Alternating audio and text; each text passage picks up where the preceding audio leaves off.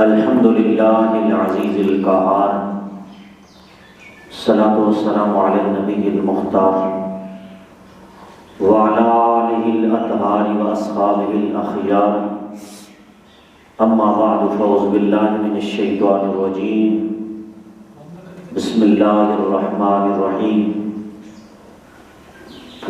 قل لا اسألکم علیہ اجرا الا المودۃ فی القربى، صدق اللہ العظیم۔ ان اللہ وملائکتہ یصلون علی النبی یا ایھا الذین آمنوا صلوا علیہ وسلموا تسلیما۔ اللہم صل علی سیدنا ومقام سیدنا ومولانا محمد وبارک وسلم وصلی علیہ۔ الصلاۃ والسلام علیک یا رسول اللہ وعلی آلک واصحابک یا سیدی یا حبیب اللہ۔ الصلاۃ والسلام علیک یا نبی اللہ وعلی آلک واصحابک یا شفیع المذنبین۔ اللہ تبارک تعالی جل جلالہ وعم نوالہ واعظم شانہ واتم برہانہ کی حمد و ثنا اور حضور سرور کائنات مفخر موجودات جناب محمد الرسول اللہ صلی اللہ علیہ وسلم کے دربار گور میں ہدیہ درود و سلام عرض کرنے کے بعد، نہایت ہی معزز سامعین اور حاضرین، اللہ کریم کا لاکھ لاکھ شکر کہ اللہ رب العزت نے پھر سے جمعۃ المبارک کے اس عظیم اجتماع میں ہم سب کو سعادت کی حاضری نصیب فرمائی۔ دعا کرتا ہوں کہ اللہ رب العزت آج کے عظیم اجتماع کے توسط سے ہم سب کی بخشش و مغفرت فرمائے۔ حضرات محترم، آج ہماری تیسری نشست شرف صحابیت اور سیدنا ابوبکر صدیق کے شان کے حوالے سے ہوگی۔ اس حوالے سے قرآن مجید کی سورہ شورى آیت نمبر 23 میں اللہ رب العزت نے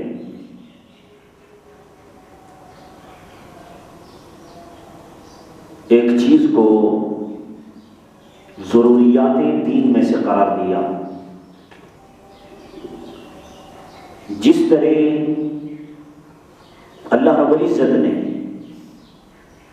اپنی توحید کو ضروریات دین میں شمار کر دیا، جس طرح رسالت کے ماننے کو ضروریات دین میں سے قرار دیا، جس طرح والدین کی خدمت اور حسن سلوک کو ضروریات دین میں سے قرار دیا، اور جس طرح اہم اور ضروری احکام میں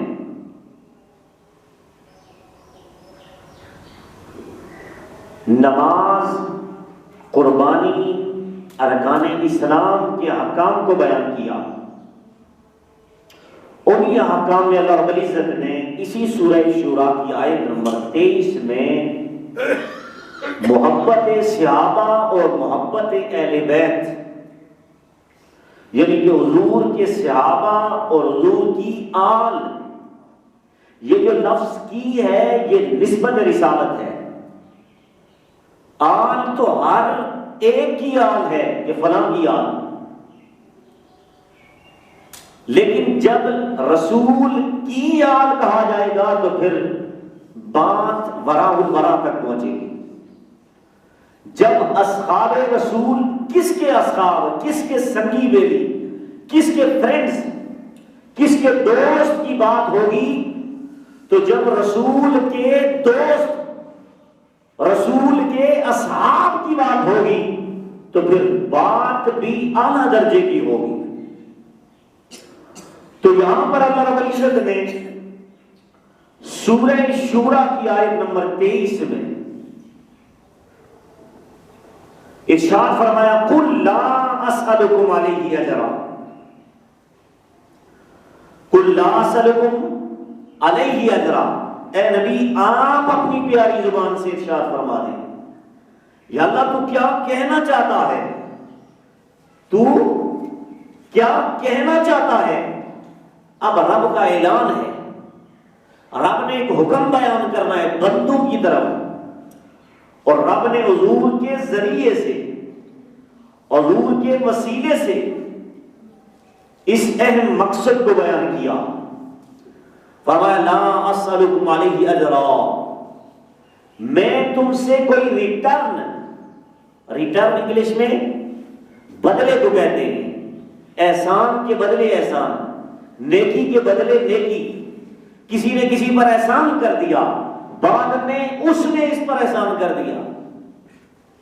ایک بندے نے کسی کو 500 روپیہ دے دیا، بعد میں اسی نے 500 کی جگہ 1000 روپیہ دے دیا بطور تعاون، اور اس چیز کو مد نظر رکھتے ہوئے کہ تو نے مجھ پر کل احسان کیا تھا جب میں مجبور تھا۔ اب رب ذوالجلال حضور سے ارشاد فرماتا ہے، حضور آپ کی 40 سالہ زندگی تیری امت کے سامنے ہے کہ 40 سال زندگی میں تو نے امت پر جو احسان کیے، تبلیغ دین کی، جو تبلیغ دین کا حق ادا کیا، اور لوگوں کو تو بتاتا رہا کہ اللہ ایک ہے، پھر لوگوں کو تو جہنم سے بچاتا رہا کہ یہ جہنم کی آگ بڑی دردناک ہے، پھر تو نے تبلیغ کی خاطر طائف کے میدان میں اور سرداران قریش جو کفاران مکہ تھے ان کے بچوں سے تو اپنے پاؤں پہ پتھر کھاتا رہا، یہاں تک کہ میرے نبی کے پاؤں سے خون مبارک بہنے لگا، اور سیدہ عائشہ پاک نے سوال کر دیا یا رسول اللہ احد سے زیادہ سخت بھی آپ پر دن کوئی گزرا؟ تو میرے نبی نے فرمایا ہاں عائشہ، احد کے دن سے بھی سخت شدید دن مجھ پر گزرا، جب طائف کے میدان میں تبلیغ دین کے لیے، اپنی رسالت کے لیے جب بڑے بڑے سرداران کے پاس میں تبلیغ کرنے کے لیے گیا، ان کے سامنے اسلام پیش کیا کہ تم اسلام قبول کر لو، تو ان کفار نے میری بات کو نہ مانا، انکار کر دیا۔ تو میں نے انہیں کہا، یہ میرے نبی درد کا دکھڑا سنا رہے ہیں اپنی گھر والی کے سامنے، کہا عائشہ اس وقت ان سرداران جو قریش کے بڑے بڑے کفار کے سردار تھے، انہوں نے میری دعوت کو تو قبول نہ کیا۔ میں نے کہا میرا ایک نام ہے، میں اللہ کا نبی ہوں، جب واپس پلٹوں گا میری قوم مجھ سے پوچھے گی، تم نے ان کے سامنے یہ بات عیان نہیں کرنی کہ تمہارا نبی آیا تھا دین کی تبلیغ کرنے کے لیے، اسلام کی بات کرنے کے لیے، اور ہم نے اس کی بات کو ریجیکٹ کر دیا، ایکسپٹ نہ کیا۔ تو میرے نبی نے یہ جملہ فرماتے ہوئے جب ان کفار جو سردار، کفار کے بڑے بڑے سردار تھے قریش کے، واپس پلٹے، اس محلے سے گزر رہے ہیں، طائف کے بازار سے گزر رہے ہیں، وہاں ان بڑے بڑے کفار کے جو سردار تھے انہوں نے لوٹے بٹھا رکھے تھے، راستے کے اس طرف بھی، بائیں طرف بھی اور دائیں طرف بھی، اور انہوں نے پتھر اٹھائے ہوئے تھے، اور ایک جوان اٹھ کے میرے نبی کے پاؤں مبارک پر پتھر مارتا، دوسرا طرف سے میرے نبی پر پتھر مارتا، یہاں تک کہ میرے نبی اس درد کی شدت کی وجہ سے زمین پر بیٹھ جاتے اور خون بہنے لگتا، میرے نبی کا خون مبارک بہنے لگتا۔ تو کیا ہوگا؟ پھر وہ میرے نبی کو ایک طرف سے پکڑتا، ایک دوسری طرف سے جوان پکڑتا اور کھڑا کرتا، پھر میرے نبی تھوڑے سے اور چلتے، پھر پتھر مارے جاتے۔ اتنا میرے نبی کو ستایا گیا، کس خاطر؟ اس امت کی خاطر، کہ میرے نبی نے کتنی مشکلات کا سامنا کرنا پڑا، لیکن اس کے باوجود میرے نبی نے فرمایا میں اپنی امت سے کبھی بدلہ نہیں طلب کروں گا، اس احسان پر کہ تم جہنمی تھے، میں نے تمہیں جہنم سے نکال کر جنتی بنایا، اور تم بے وفا تھے، میں نے تمہیں رب کا وفادار بنایا، تم کافر تھے، میں نے تمہیں مسلمان بنایا۔ اتنے بڑے احسان کہ ساری کائنات میں ایک مومن کے لیے سب سے بڑی قیمتی چیز ایمان ہوتا ہے. کہا تمہیں میں نے ایمان عطا کیا لیکن اس کی قیمت طلب نہیں کی, اس احسان کا بدلہ تم سے نہیں مانگا. اور قرآن میں اللہ کہتا ہے لا تبطلوا صدقاتکم بالمن والعطا. اے لوگوں جب بھی تم کسی پر نیکی کیا کرو, احسان کیا کرو تو جتلایا نہ کرو, جتلایا نہ کرو. جو رب خود احسان جتلانے سے منع کر رہا ہے, وہ رب خود منع کرنے کے باوجود جب میرے نبی کو اس امت کو عطا کیا گیا, میرا نبی اس امت کو عطا کیا گیا, اور 12 ربیع الاول کے دن مصطفیٰ کے وجود کی صورت میں رب نے مصطفیٰ جیسی عظیم نعمت عظمیٰ اور عظیم فضل کبیر کی صورت میں حضور کا وجود اس امت کو عطا کیا. اتنا بڑا احسان تھا اپنا محبوب اور دیا بندوں کو.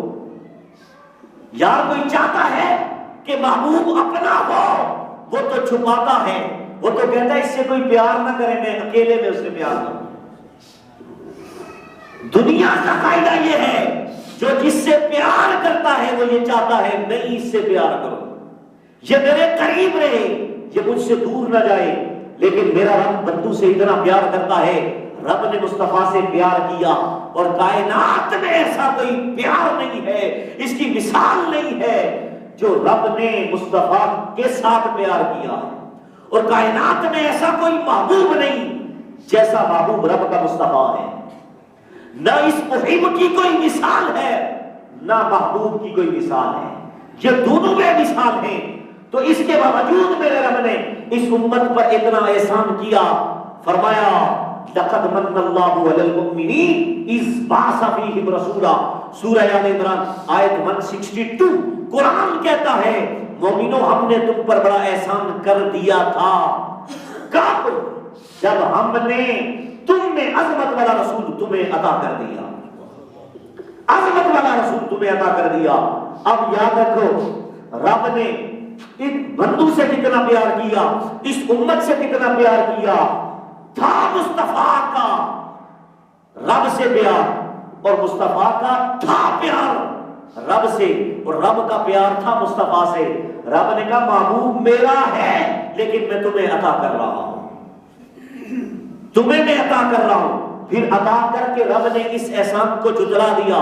حالانکہ قرآن میں رب کہتا ہے بندو تم بھی جب کسی پر نیکی کرو تو نیکی کرنے کے بعد, احسان کرنے کے بعد جتلایا نہ کرو.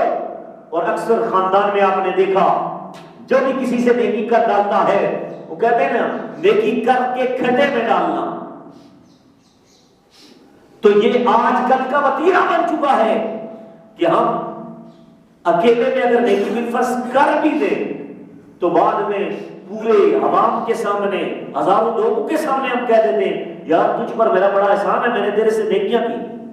تو قرآن کہتا ہے سب سے بڑی اذیت اور نیکی کو جہنم کے اندر ڈالنے کے مترادف یہ عمل ہے کہ نیکی کر کے تم یہ نہ کہا کرو کہ ہم نے تم پر نیکی کی, ہم نے تم پر احسان کیا. اب یاد رکھو رب ذوالجلال نے خود حضور سے ارشاد فرمایا محبوب تو اعلان کر قل لا اسألکم علیہ اجرا, کہ میں تم سے سوال نہیں کرتا. کیا لا اسألکم علیہ اجرا, کہ 40 سالہ زندگی میں تمہیں میں نے جو تبلیغ کی, تم پر جو میرے احسان ہیں ان کا تم سے کوئی ریٹرن, کوئی بدلہ نہیں طلب کرتا کہ مجھے اس کا بدلہ دو. ہاں ایک چیز طلب کرتا ہوں. کیا؟ اب پہلے تو انکار کیا کہ میرے احسان کا بدلہ نہیں مانگنا, اور اعلان کروانے والا کون ہے؟ رب. اعلان کرنے والے کون ہیں؟ مصطفیٰ. رب نے کہا محبوب منشا تیری بھی ہے کہ تو کوئی اجر طلب کرے, اجر طلب کرے. جو تو نے احسان کیے ان کا اجر بھی ہونا چاہیے, لیکن اس اجر میں فائدہ تیرا بھی ہے, تیری امت کا بھی ہے. فائدہ تیرا بھی ہے, تیری امت کا بھی ہے. کیسے؟ کہا اس امت سے مانگ لے صرف ایک چیز, لا اسألکم علیہ اجرا, تم سے کوئی چیز طلب نہیں کر رہا. ہاں لا اسألکم علیہ اجرا الا المودۃ فی القربى، مگر میں تم سے اپنی آل بیت اور اصحاب سے مودت طلب کر رہا ہوں۔ کیا مودت؟ اب یہ مودت کیا ہے اس کو سمجھیے کہ حضور سے رب اعلان کروا رہا ہے، محبوب اپنی دین تبلیغ پر تم نے جو امت پر احسان کیے ان احسانوں کا بدلہ بس یہ طلب کر دے کہ بس میری طلب یہ ہے کہ میری آل سے بھی پیار کرنا، میرے اصحاب سے بھی پیار کرنا۔ سبحان اللہ۔ کس سے پیار کرنا؟ میری آل سے۔ اکثر لوگ کہتے ہیں یار میری جتنی بھی نیکیاں تجھ سے ہوئی بس اس سے پیار کرنا۔ کیا کرنا؟ اس کا خیال رکھنا۔ یہی محبت کی انتہا تھی۔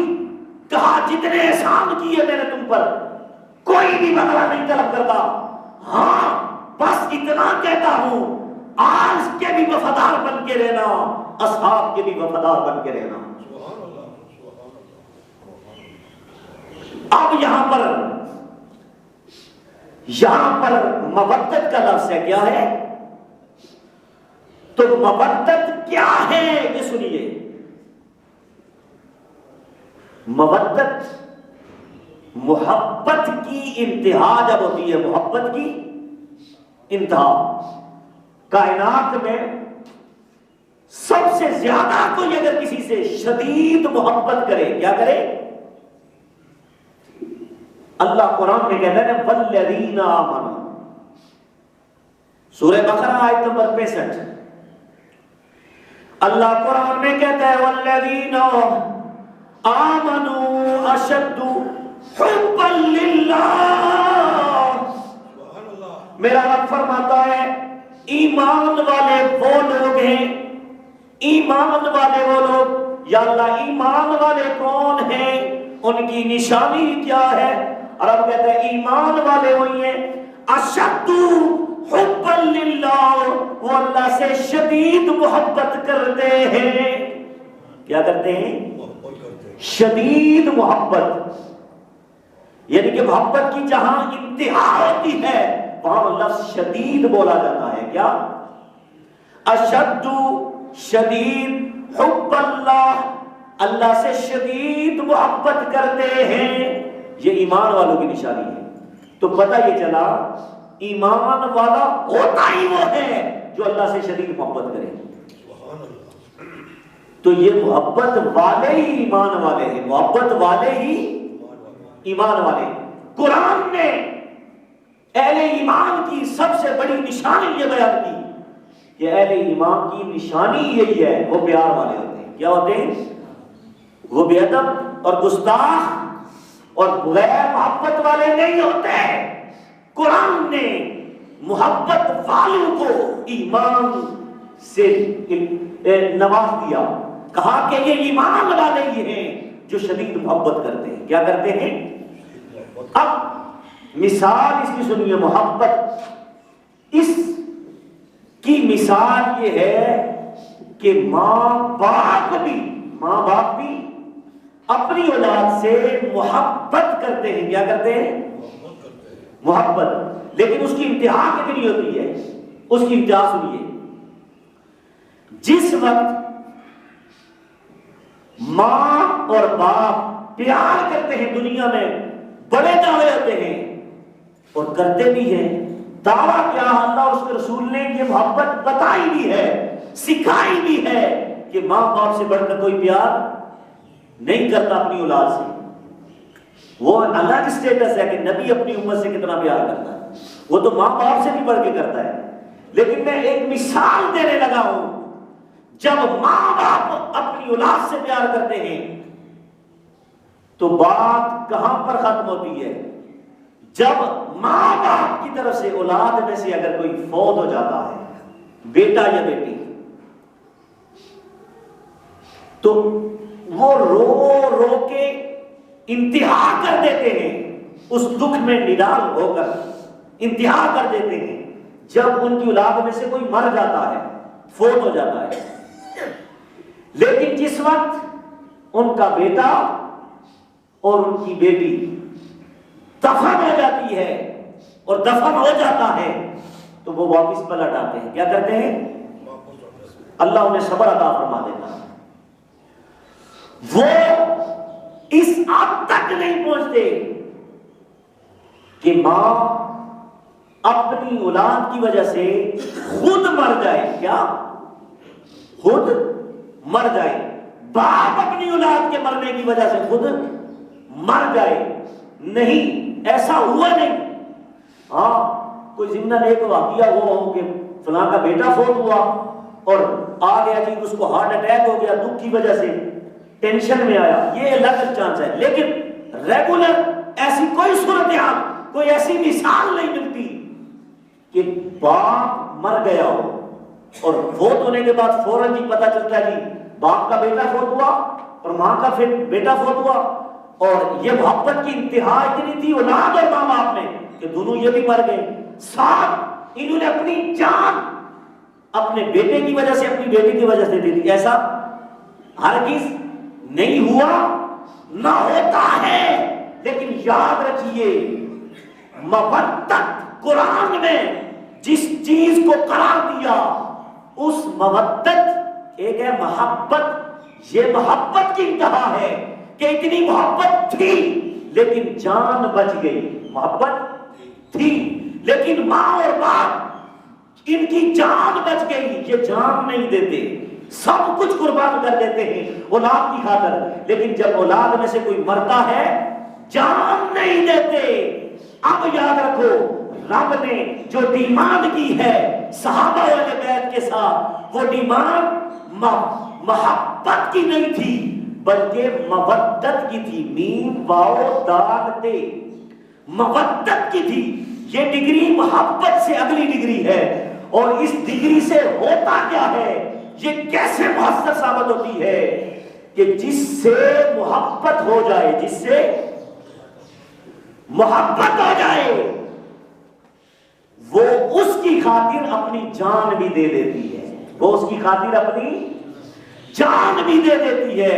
اور اس کی مثال لکھی، اس کی مثال امام فخر الدین رازی نے تفسیر کبیر کے اندر بڑی تفصیل سے لکھی.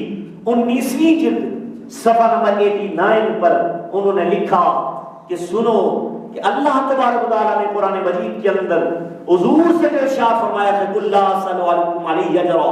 سورہ شورى کی آیت نمبر 23 اس میں اللہ رب العزت نے جو ڈیمانڈ کی کہ محبوب آپ اعلان فرما دیں کہ میں اپنی امت پر جو میں نے احسان کیے ان احسانوں پر میں کوئی ریٹرن، کوئی بدلہ نہیں طلب کر رہا. ہاں بس اتنا کہتا ہوں الا المودۃ فی القربى، میرے قریب والے اصحاب اور میری اہل بیت سے مودت کرنا. وہ محبت کے عروج پر جو جا کر مودت بنتی ہے اس مودت کو کیا کہتے ہیں؟ تو سنو مودت کیا ہے. مفسرین اور محدثین لکھتے ہیں اور فخر الدین رازی نے تفسیر کبیر کے اندر لکھا کہ جس طرح ایک مچھلی ہوتی ہے، کیا ایک مچھلی ہے اور اس مچھلی کی محبت ہے. کیا ہے؟ محبت ہے. کس سے؟ پانی سے. کس سے؟ پانی سے. اتنی اس کی محبت ہے کہ جب اس کو پانی سے نکالا جائے، اس سے الگ کیا جائے، اس سے جدا کیا جائے پانی سے، تو یہ پانی کی خاطر تڑپ تڑپ کر اپنی جان دے دیتی ہے. کیا دے دیتی ہے؟ آپ نے دیکھا پانی سے ہم مچھلی کو جب نکالتے ہیں اس کا پانی کے ساتھ انس، اس کا پانی کے ساتھ پیار. یہ پیار نہیں ہے، یہ محبت نہیں ہے، بلکہ اس مچھلی کی پانی کے ساتھ مودت ہے. کیا ہے؟ مودت کا مفہوم اور معنی اور اس کی ڈیفینیشن یہی بنتی ہے جب ان دونوں کو الگ کیا جائے، محبوب اور محب کو جس سے پیار کیا جاتا ہے، تو یہ ایک دوسرے کی محبت اتنی عروج پر ہوتی ہے کہ یہ اپنی جان دے دیتے ہیں. کیا دے دیتے ہیں؟ جان دے دیتے ہیں.